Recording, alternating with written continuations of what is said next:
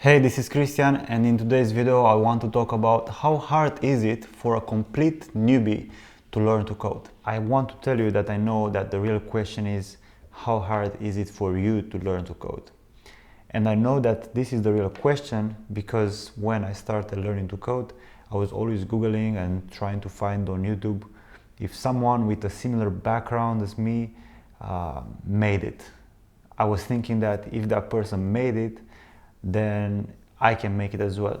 It will reassure me that getting a job in tech without previous experience or without a degree, it's actually possible.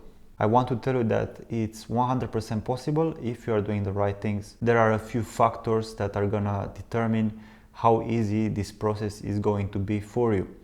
So those factors are your age, your current occupation, if you have a mentor that can guide you, do you have someone that you can ask questions whenever you get stuck so you don't lose momentum and motivation? All these factors are really important to determine how hard it's going to be for you to learn to code. But I want to warn you that you might think that you are not good enough to learn to code because so many people are telling you that, oh, learning to code, it's really easy, it's a simple process. But that's not true. Learning to code is actually really difficult, especially if you do it by yourself. That's why this profession is so well paid. If it was very easy to get into, then salaries would be really low, you'd not be able to have flexible time, you'd not be able to work remote, you would not have any of these perks. Is there any luck involved into learning to code and getting your first job in tech? Yes and no. So let's say you are applying for 200 jobs and someone is offering you a job interview. That's awesome, that's great. It's really hard to get a job interview if you don't have previous experience or you don't have a tech degree. So if you're getting a job interview and you have, let's say, a bad portfolio, that's luck.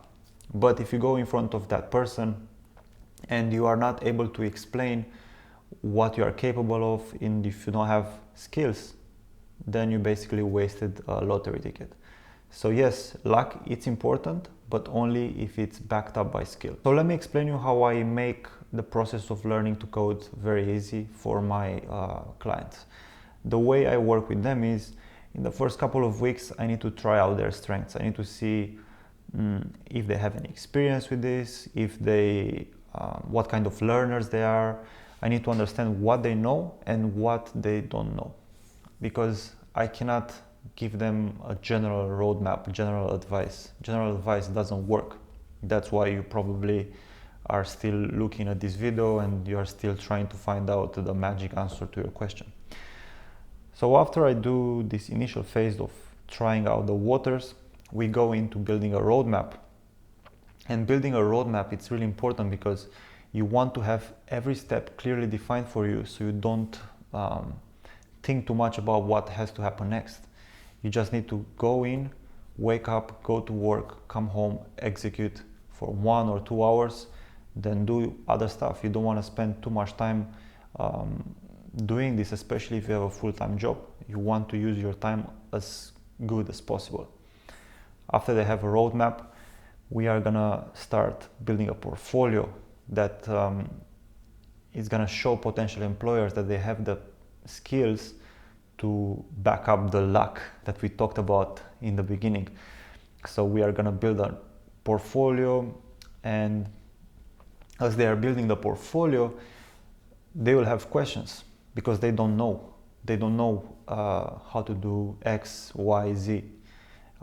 And this is really important because if you don't have someone to answer your questions, you will probably get stuck for a long time and get frustrated and demotivated, and you'll probably want to quit. Let's say probably you've been looking online for the magic roadmap that will get your first job in tech, and you see you need to do this and this and this and this, and then you get your first job. Well, how do you know that you're ready to go from step 2 to step 3? Or how do you know that you're ready to build an application and a portfolio? How do you know that you're ready to apply for jobs?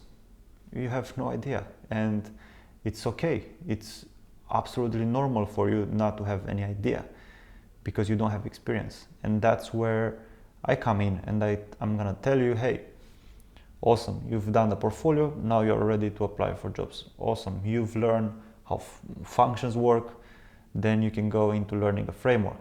Awesome, you understand the framework, now you can build a portfolio, etc., etc. You can understand the gist. These are like the basics of the things that I'm doing with my clients.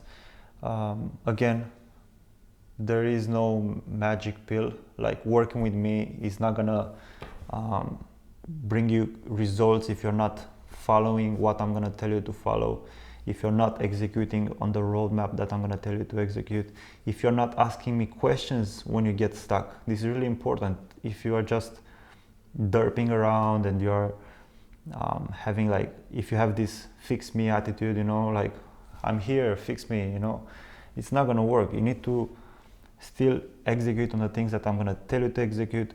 You still need to follow my advice. And if you do that, learning to code is gonna be really, really easy. And you'll see some pretty crazy results pretty fast. So what can you do right now? Let's say you are new to code and never written a line of code in your life, or you already started, but you are stuck. Maybe you are stuck in that dreadful tutorial hell. You feel like something is missing from your process. You feel like you could be faster and more efficient. Then you can book a consultation call with me. You can use the link in the description and then watch the video, apply for a consultation call, and then someone from my team will call you, and then we'll figure out a step-by-step plan for you to learn to code and to get your first job in tech. Until next time, Cristian.